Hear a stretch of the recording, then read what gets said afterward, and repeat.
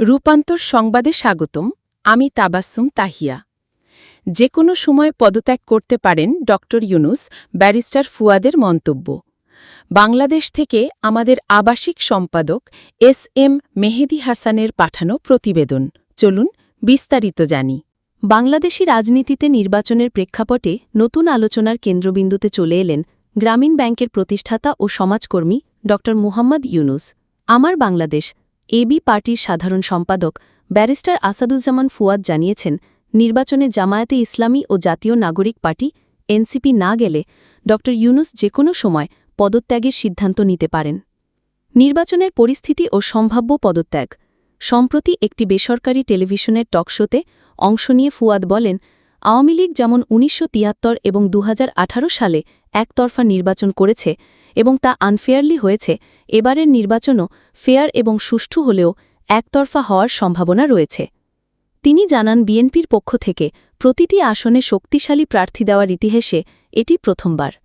যে পরিস্থিতি তৈরি হচ্ছে সেখানে সব দল একত্রিত হলেও ১০০টি আসনে প্রতিদ্বন্দ্বিতা সম্পূর্ণ করা কঠিন হবে। ফুয়াদ আরও মন্তব্য করেন, বিএনপির সবচেয়ে বড় চ্যালেঞ্জ হবে বিএনপি নিজেই। ১৩০ থেকে ১৩৫ আসনে বিদ্রোহী প্রার্থী রয়েছে, যারা একে অপরের বিরুদ্ধে শক্তিশালী প্রতিদ্বন্দ্বিতা করছেন। জুলাই সনদ ও বাস্তবায়নের বিষয়ে মতভেদ। টক শোতে ব্যারিস্টার ফুয়াদ বাংলাদেশের রাজনৈতিক দলগুলোর মধ্যে জুলাই সনদ বাস্তবায়ন নিয়ে উদ্ভূত মতবৈষম্যের বিষয়টিও তুলে ধরেন। তিনি বলেন, কমিশন যা প্রস্তাব দিয়েছে তা আসলে বিএনপির প্রস্তাব। আগামী সংসদ ২ বছরের মধ্যে এগুলো বাস্তবায়ন করবে, কিন্তু আমরা অনেকেই এই প্রস্তাবের সঙ্গে একমত নই। তিনি প্রশ্ন তোলেন, কেন ইতিমধ্যেই যেগুলোতে একমত হওয়া গেছে সেগুলোর জন্য ২০৩১ পর্যন্ত অপেক্ষা করতে হবে। উদাহরণ দিয়ে বলেন, নারীর আসন ৫০ থেকে ১০০ পর্যন্ত বাড়ানোর বিষয়টি ২০২৬ সালে কেন বাস্তবায়ন হবে না? নারী প্রতিনিধিত্বে ন্যূনতম ৫% সিট সরাসরি দেওয়ার সিদ্ধান্ত ২০৩২ পর্যন্ত অপেক্ষা কেন করবে? কেউ ২ টার্মের বেশি প্রধানমন্ত্রী হতে পারবে না, এই নীতি প্রয়োগও কেন দেরিতে হবে? নির্বাচনের সম্ভাব্য ফলাফল। ফুয়াদ আরও উল্লেখ করেন, সব রাজনৈতিক দল নির্বাচনে অংশ নিলেও বিএনপির একতরফা বিজয় সম্ভাবনা রয়েছে। ফলে এবারের নির্বাচন মূলত একতরফা হতে পারে।